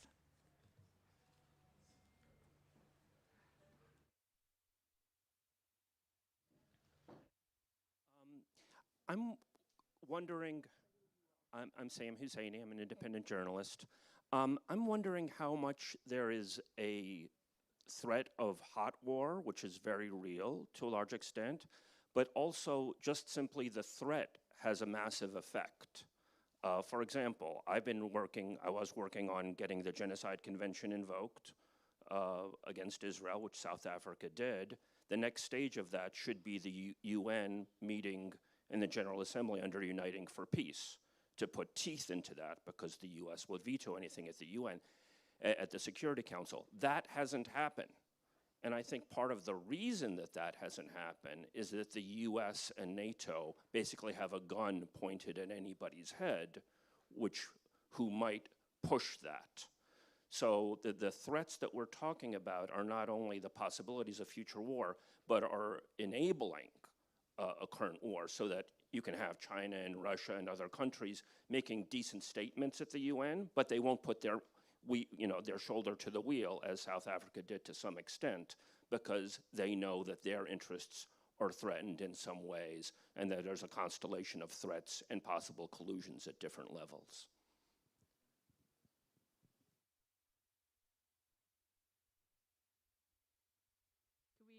Can we get a rephrase of the question?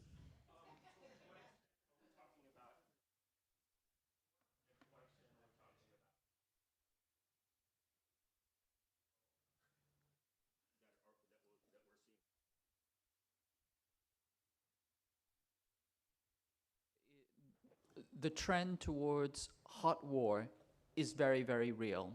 I say this as somebody who's been in the military. I'm talking to people who are in the military. The level of granular preparation is so extraordinary. When you have this kind of preparation and momentum, war is certainly in the cards. But I think this notion of hot war, kinetic versus non-kinetic war is actually a misnomer, because it's war all the time. It's war all the time, and we just see it in different phases, and different phases are highlighted. The genocide has been ongoing. The genocide of the Palestinians is not something new. It's simply, it's a chronic state that has flared into an acute state. But essentially, it has been ongoing. And the same thing with all the other hotspots around the world. As I said, they see it as one unified field. Now, inside that structure are different countries maneuvering and negotiating, trying to de-escalate. I'm sure there's a lot of horse trading.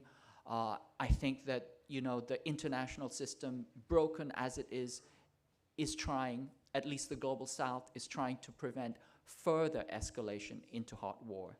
But as I said, the US is like the drunk at the bar. The bar is closing, they want to go out with a fight. And this is what we're facing right now. I also want to add that NATO and the US continuously fight various grades of war, like a low-grade war. For example, sanctions is a form of war.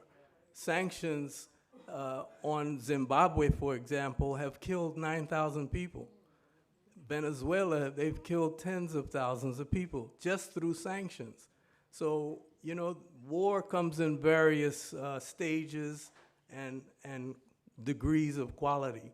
And the US with its allies are continually fighting various stages of war. So when you say hot war, there are other phases of war that cause just as much death, or some death anyway, as a hot war does. So I just wanted to add that.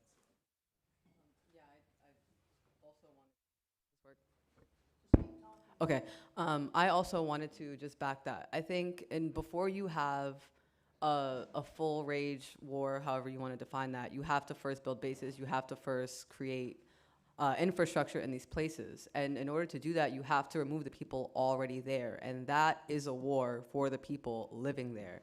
When you suck out any sort of ability to live in a space, that is a war. When you force thousands of hundreds of people off of their land to then construct whatever infrastructure you need to conduct a hot war, that is war on the people. When we talk about this, we have to understand, in order to get to a place where you're able to conduct full-fledged war, you have to create infrastructure before that. And that is a war on the people living there. And I think it's really founded in this sense of deep dehumanization, deep-seated anti-blackness, anti-indigenousness, to not consider that a war for people. When you suck out all livability out of a place, when you make a place so unlivable to force people off of a land, that is war.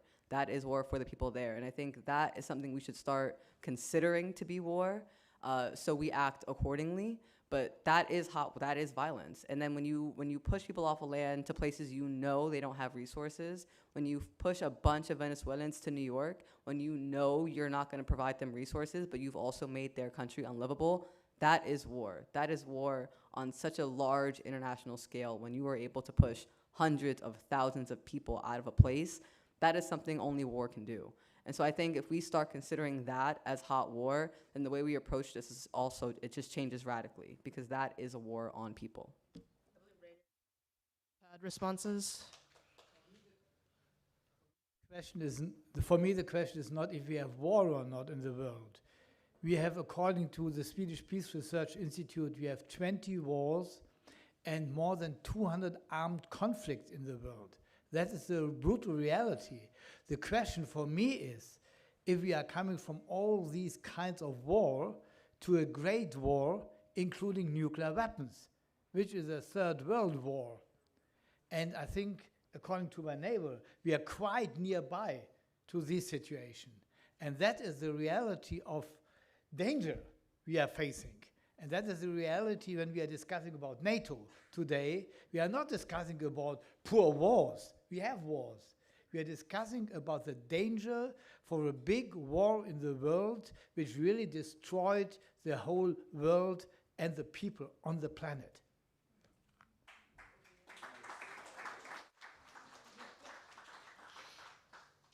As a final point around this question of, are we talking about kinetic hot war? Are we talking about the threat of war? I think we need to understand that alliances like NATO, the globalization of NATO, their purpose is to make hot war more feasible for the United States. The US is not talking about conducting a war in Texas. They are not talking about having some bloody all-out battle in Ohio. They're talking about doing it in Iran.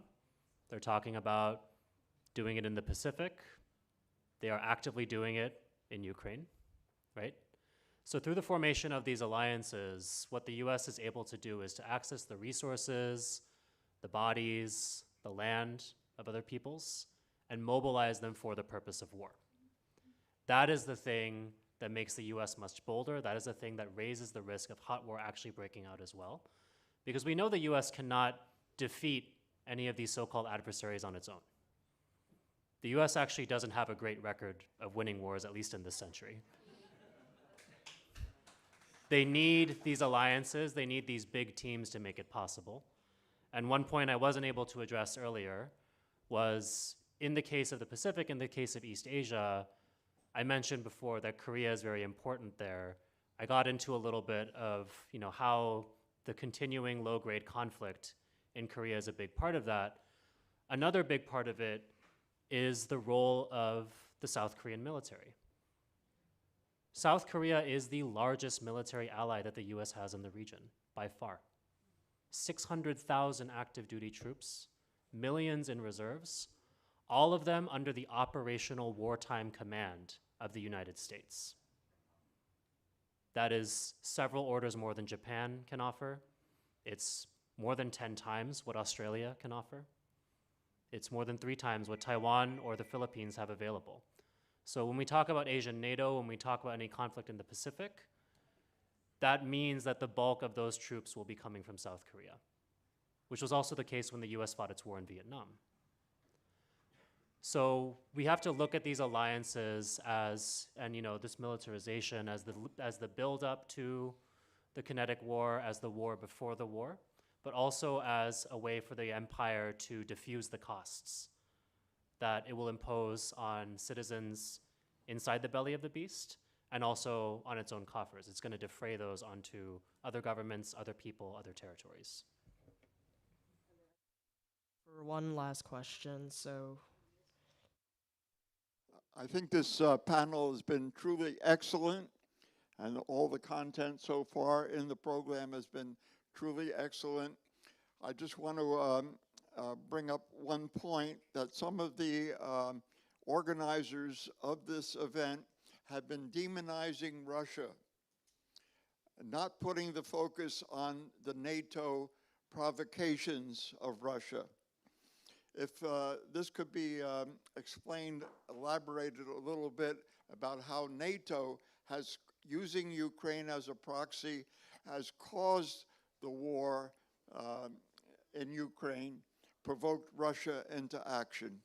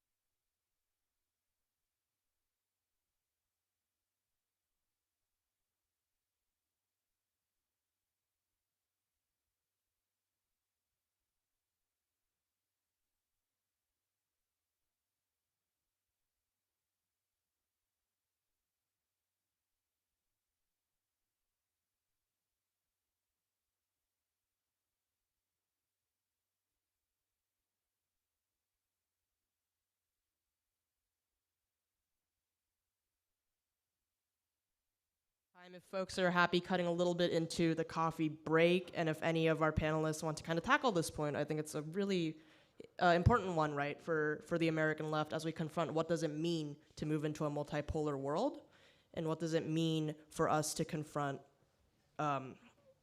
just a new future where the U.S. is becoming something far, far more different. Answer to the question? You know, first of all, we never should forget the role of the Soviet Union to liberate Europe from the fascist dictatorship in the Second World War and the 27 million victims. We should also never forget that the founding reason of NATO was the fight against Soviet Union, nothing else. And so the demonization of Soviet Union and now Russia was a historical and actual part of the presence of NATO. NATO makes no reason when they could not have the enemy Russia or Soviet Union. That we should never forget. And definitely we have in Ukraine a proxy war. And definitely one of the main reasons of this war is the enlargement of NATO to the east. We should never forget that there are great agreements, that there are great discussions, that there are great common solutions after the end of the Cold War and the unification of Germany. The NATO enlargement to the east was against the security in Europe, always. And this was mainly prepared by the United States leaderships, that we should never forget. But all this, including all the activities for a putsch and other things in Russia, in Ukraine, does not allow to attack an independent country. The aggression of Russia against Ukraine is illegal and against international law. That is the truth. That is not an exclusion for what is done by NATO, and that is not an argument for any arms export and arms support. This is only an argument for immediate negotiations and ceasefire and find a peaceful solution of this conflict. That is the challenges we have to face. And the background of the challenge is a policy of NATO and the United States which provoke this conflict.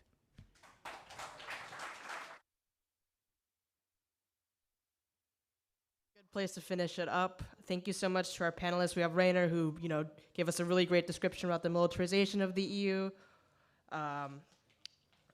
The threat, we talked about the threat of the threat of sovereignty to the U.S., kind of displacement as undergirding militarism, and the linchpins that the U.S. sees in Asia, and of course, the contradictions that we're working through.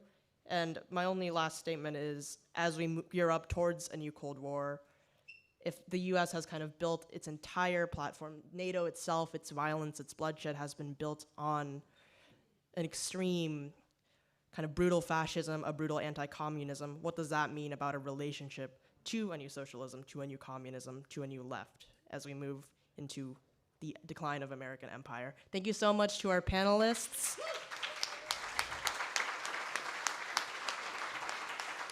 And thank you so much for coming out. We're a bit over, but hopefully you enjoy your coffee. Wonderful job. 20-minute coffee break.